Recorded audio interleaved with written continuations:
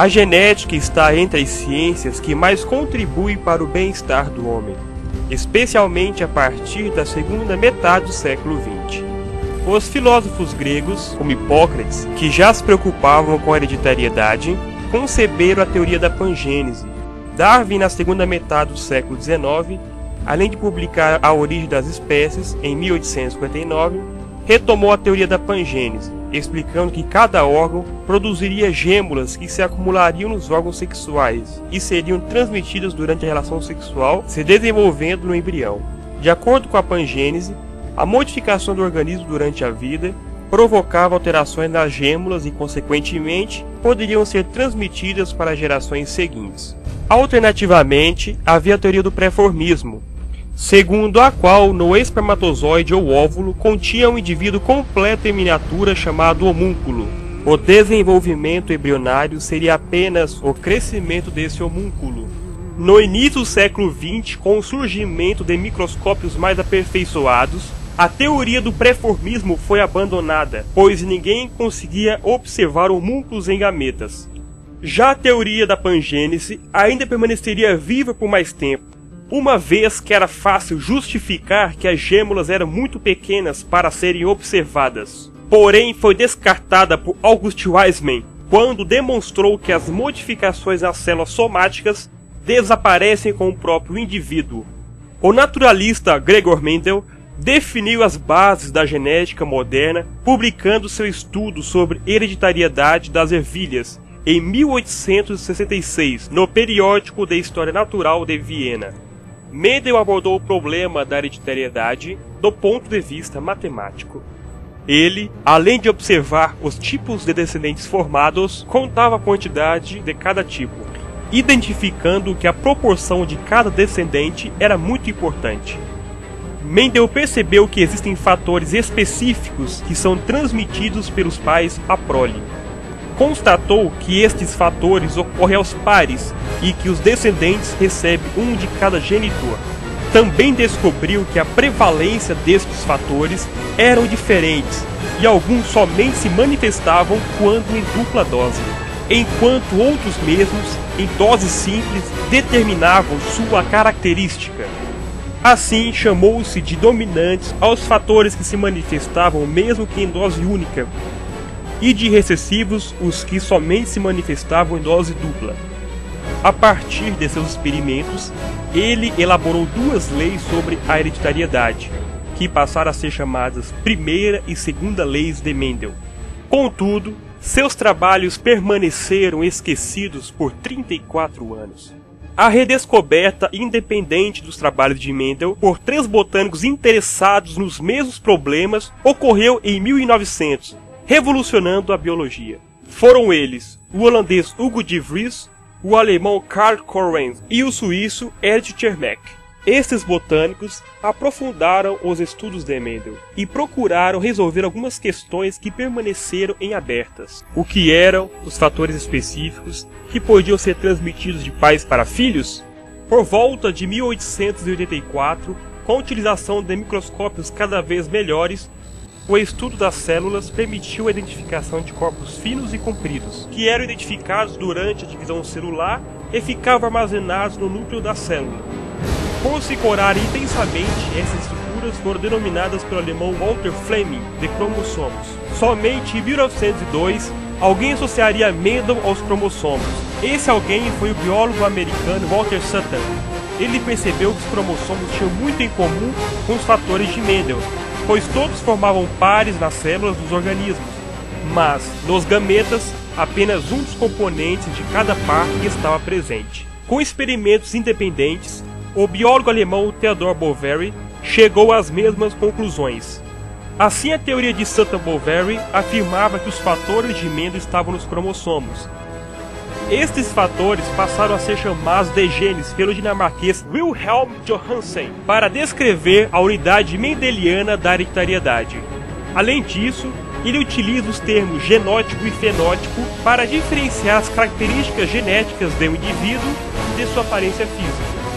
Em 1907, estudando a Drosophila melanogaster, o zoólogo e geneticista americano Thomas Hunt Morgan conseguiu comprovar a relação entre genes e cromossomos proposta por Sotenberg.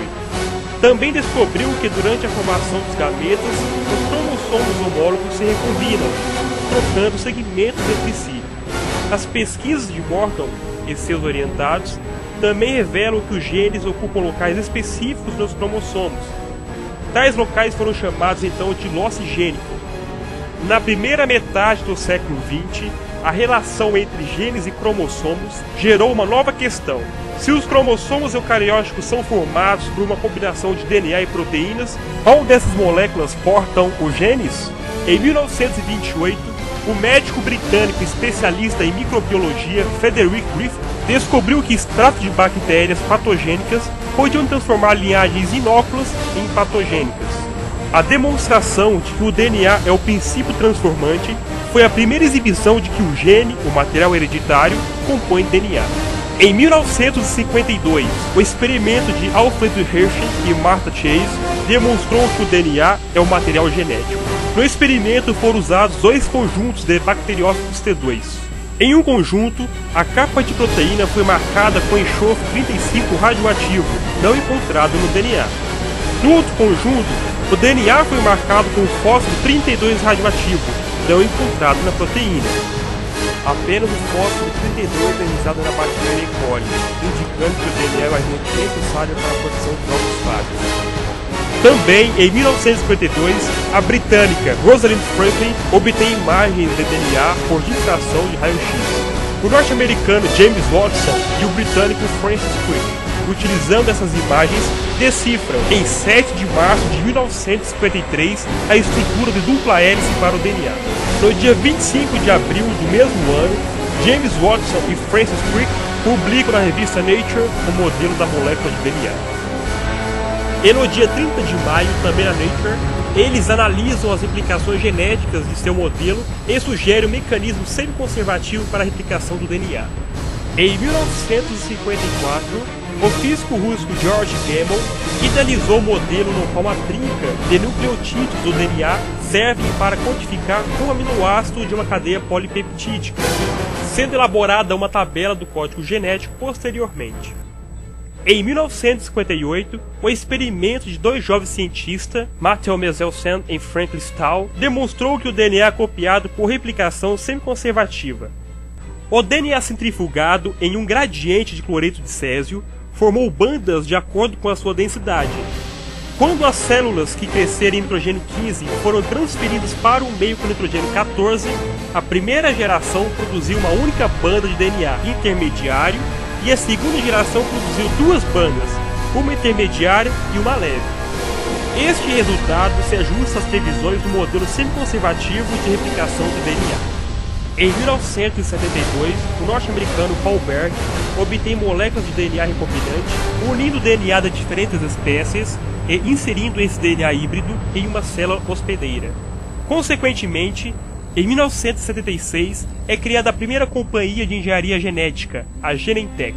Em 1989, foi criado nos Estados Unidos o Instituto Nacional para a Pesquisa do Genoma Humano, chefiado por James Watson, para determinar toda a sequência do DNA que compõe os cromossomas humanos. A conclusão do projeto Genoma Humano ocorreu no dia 14 de abril de 2003, identificando que a maior parte da molécula de DNA não estava envolvida na codificação de proteínas, sendo, portanto, designadas como DNA lixo. Em 2005, a revista Ciência Hoje publicou um artigo sobre os achados do biólogo Peter Antofatou, da Universidade da Califórnia em San Diego, os quais levam a crer que a contribuição do DNA lixo é muito significativa, especialmente para a evolução. Segundo o autor, ele é responsável por tantas diferenças adaptativas entre espécies, quanto as alterações das proteínas, consideradas a principal força por trás desse fenômeno. Ele acrescenta que, na totalidade, as regiões não codificantes podem ser 5 vezes mais importantes para o processo.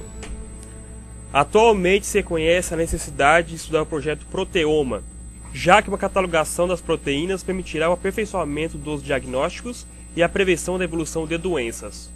Entretanto, isso não será fácil, pois são mais de 250 tipos de células diferentes no corpo humano, e cada uma delas expressa diferentes subtipos de proteínas em cada momento, sob determinadas condições.